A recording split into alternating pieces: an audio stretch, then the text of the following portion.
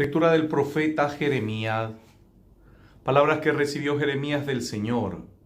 Así dice el Señor Dios de Israel: escribe en un libro todas las palabras que he dicho, porque así dice el Señor: tu fractura es incurable, tu herida está enconada. No hay remedio para tu llaga, no hay medicinas que te cierren la herida. Tus amigos te olvidaron, ya no te buscan, porque te alcanzó el golpe enemigo, un cruel escarmiento por el número de tus crímenes, por la muchedumbre de tus pecados. ¿Por qué gritas por tu herida? Tu llaga es incurable. Por el número de tus crímenes y por todos tus pecados te ha tratado así. Así dice el Señor: yo cambiaré la suerte de las tiendas de Jacob, me compadeceré de sus moradas, sobre sus ruinas será reconstruida la ciudad, su palacio se asentará en su puesto. De ella saldrán alabanzas y gritos de alegría. Los multiplicaré y no disminuirán, los honraré y no serán despreciados. Serán sus hijos como en otro tiempo, la asamblea será estable en mi presencia. Castigaré a sus opresores, saldrá de ella un príncipe, su Señor saldrá de en medio de ella. Me lo acercaré y se llegará a mí, pues ¿quién no se atrevería a acercarse a mí? Oráculo del Señor. Ustedes son mi pueblo y yo seré su Dios. Palabra de Dios. El Señor reconstruyó Sión. Señor reconstruyó Sión. Los gentiles temerán tu nombre, los reyes del mundo tu gloria. Cuando el Señor reconstruya Sión y aparezca su gloria, y se vuelva la súplica de los indefensos, y no desprecie sus peticiones. El Señor reconstruyó Sión. Quede esto escrito para la generación futura, y el pueblo que será creado alabará al Señor. Que el Señor ha mirado desde su excelso santuario, desde el cielo se ha fijado en la tierra para escuchar los gemidos de los cautivos y librar a los condenados a muerte. El Señor reconstruyó Sión. Los hijos de tus siervos vivirán seguros, su linaje durará en tu presencia, para anunciar en Sión el nombre del Señor y su alabanza en Jerusalén. Cuando se reúnan unánimes los pueblos y los reyes para dar culto al Señor. El Señor reconstruyó Sión. Lectura del Santo Evangelio de nuestro Señor Jesucristo según San Mateo. Gloria a ti, Señor. Después que se sació la gente, Jesús apremió a sus discípulos a que subieran a la barca y se le adelantaran a la otra orilla mientras él despedía a la gente. Y después de despedir a la gente, subió al monte a solas para orar. Llegada la noche estaba allí, solo. Mientras tanto la barca iba ya muy lejos de tierra, sacudida por las olas, porque el viento era contrario. De madrugada se les acercó Jesús andando sobre el agua. Los discípulos, viéndolo andar sobre el agua, se asustaron y gritaron de miedo, pensando que era un fantasma.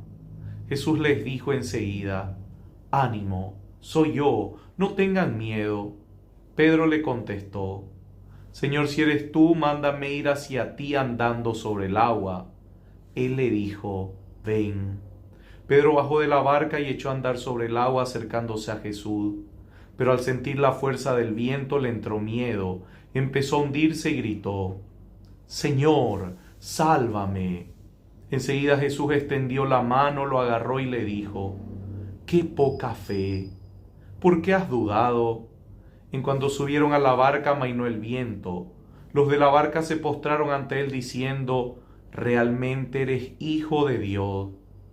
Terminada la travesía, llegaron a tierra en Genezaret, y los hombres de aquel lugar, apenas le reconocieron, pregonaron la noticia por toda aquella comarca, y trajeron donde él a todos los enfermos.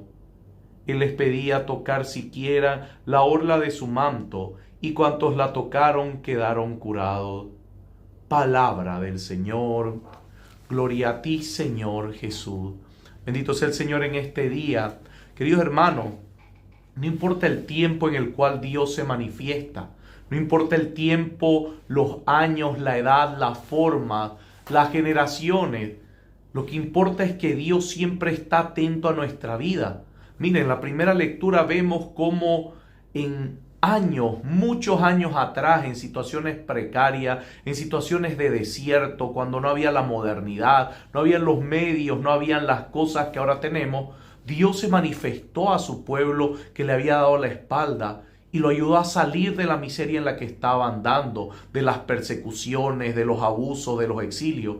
Luego vemos en el Nuevo Testamento cómo Jesucristo también se preocupa. Son distintos tiempos, distintos momentos y distintas situaciones, pero Jesús muestra cómo Dios verdaderamente se importa. A Dios le importan sus hijos. A Dios le importas tú. A Dios le importa tu vida. A Dios le importa la vida de cada uno de nosotros. Dios está atento a nuestra vida y sabe los miedos que pasamos. Él se manifiesta en cada situación y Él sabe los miedos que hay en nuestro corazón.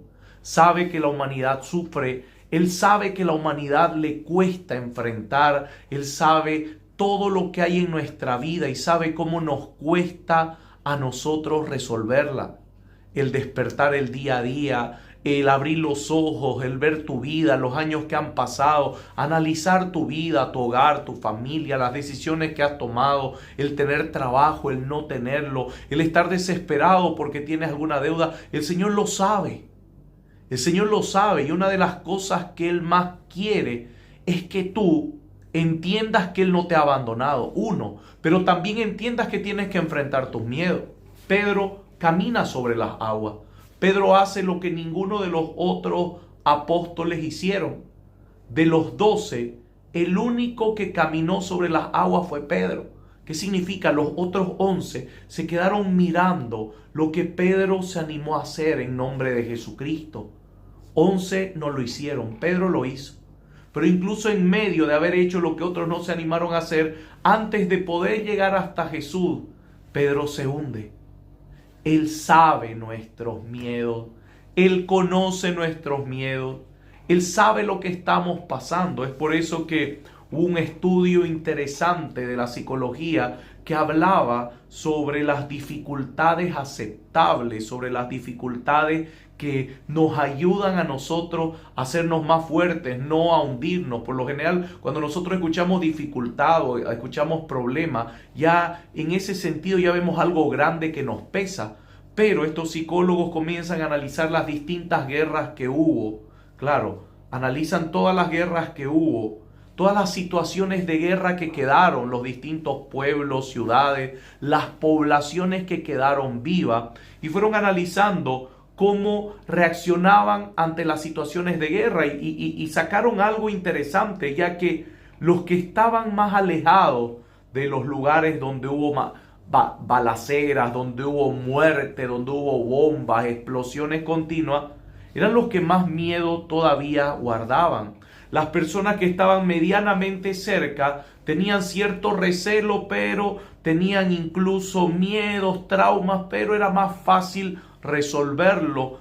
Pero los que estaban en medio de las situaciones más duras de la guerra, los que vivieron las situaciones más duras de la guerra, incluso caminaban en los lugares que fueron destruidos por las bombas, los lugares que fueron arrasados por las distintas explosiones, era gente que vivía de una forma normal, porque al estar en algo donde había acecho continuo, donde habían problemas continuos, situaciones adversas continuas, ellos tuvieron que aprender a lidiar diariamente con estas situaciones adversas.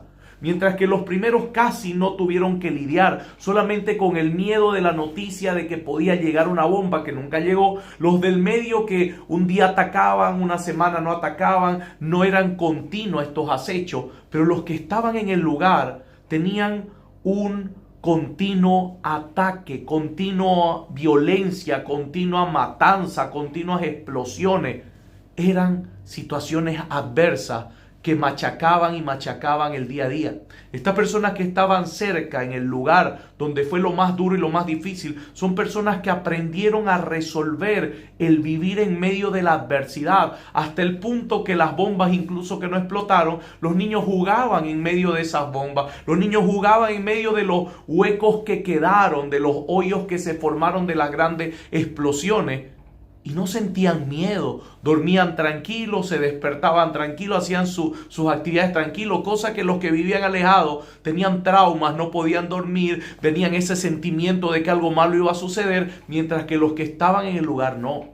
Jesucristo sabe nuestros sufrimientos y sabe nuestras pruebas, pero también nos invita a enfrentar nuestros miedos hasta el final, para que nuestra fe crezca y no el miedo. Lo que debe crecer en nosotros es la fe, no el miedo. Miedo vamos a sentir siempre, pero si el miedo crece, nos esclaviza. En cambio, cuando la fe crece, el miedo es vencido y todas las adversidades también. Amén.